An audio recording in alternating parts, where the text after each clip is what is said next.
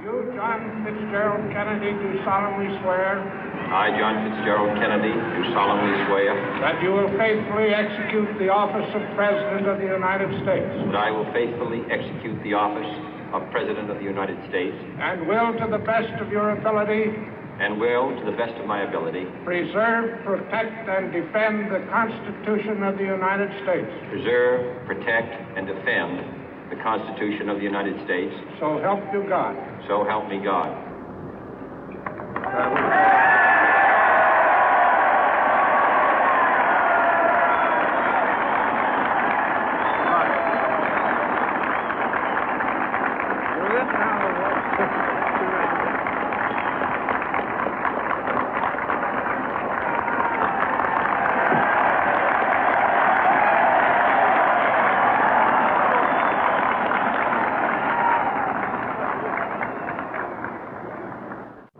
Vice President Johnson, Mr. Speaker, Mr. Chief Justice, President Eisenhower, Vice President Nixon, President Truman, Reverend clergy, fellow citizens. We observe today not a victory of party, but a celebration of freedom, symbolizing an end as well as a beginning, signifying renewal as well as change. For I have sworn before you and Almighty God the same solemn oath our forebears prescribed nearly a century and 3/4 ago. The world is very different now, for man holds in his mortal hands the power to abolish all forms of human poverty and all forms of human life. And yet the same revolutionary beliefs for which our forebears fought are still at issue around the globe. The belief that the rights of man come not from the generosity of the state, but from the hand of God. We dare not forget today that we are the heirs of that first revolution. Let the word go forth from this time and place to friend and foe alike that the torch has been passed to a new generation of Americans born in this century, tempered by war, disciplined by a hard and bitter peace, proud of our ancient heritage, and unwilling to witness or permit the slow undoing of those human rights to which this nation has always been committed and to which we are committed today at home and around the world.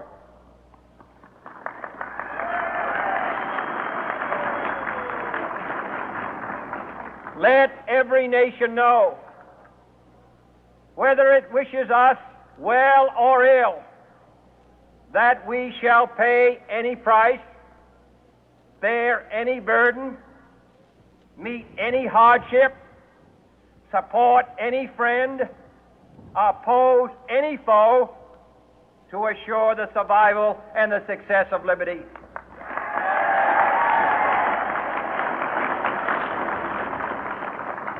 This much we pledge and more.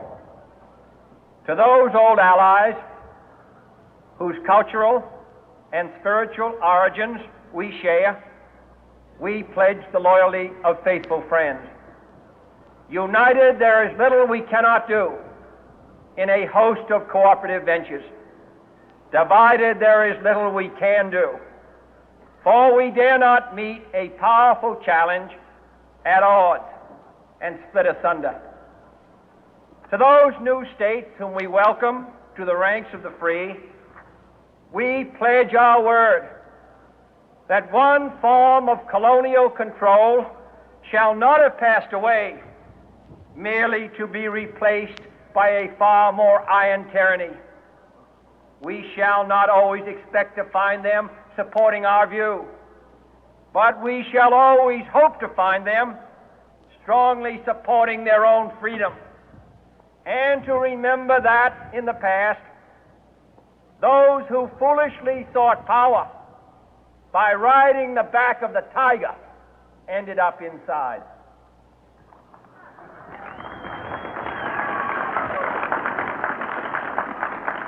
To those people in the huts and villages of half the globe struggling to break the bonds of mass misery, we pledge our best efforts to help them help themselves for whatever period is required, not because the communists may be doing it, not because we seek their votes, but because it is right. If a free society cannot help the many who are poor, it cannot save the few who are rich.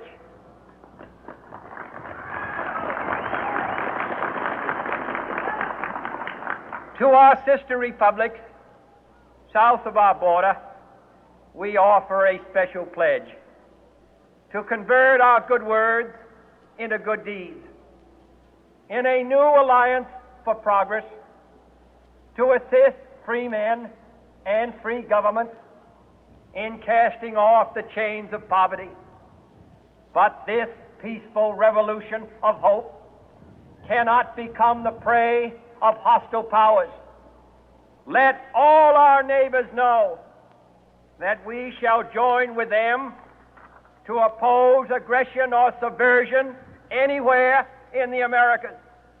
And let every other power know that this hemisphere intends to remain the master of its own house.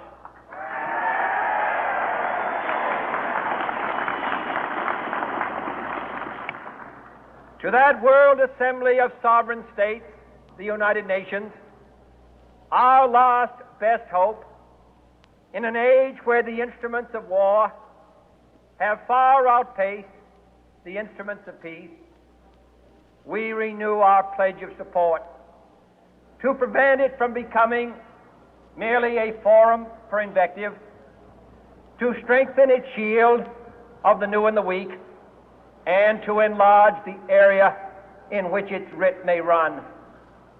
Finally, to those nations who would make themselves our adversary, we offer not a pledge, but a request that both sides begin anew the quest for peace. Before the dark powers of destruction, unleashed by science, engulf all humanity in planned or accidental self-destruction, we dare not tempt them with weakness, for only when our arms are sufficient beyond doubt can we be certain beyond doubt that they will never be employed. But neither can two great and powerful groups of nations take comfort from our present course, both sides overburdened by the cost of modern weapons, both rightly alarmed by the steady spread of the deadly atom, yet both racing to alter that uncertain balance of terror that stays the hand of mankind's final war. So let us begin anew, remembering on both sides that civility is not a sign of weakness, and sincerity is always subject to proof. Let us never negotiate out of fear, but let us never fear to negotiate.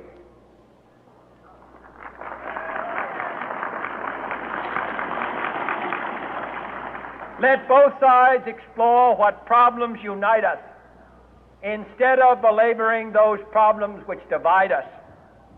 Let both sides, for the first time, formulate serious and precise proposals for the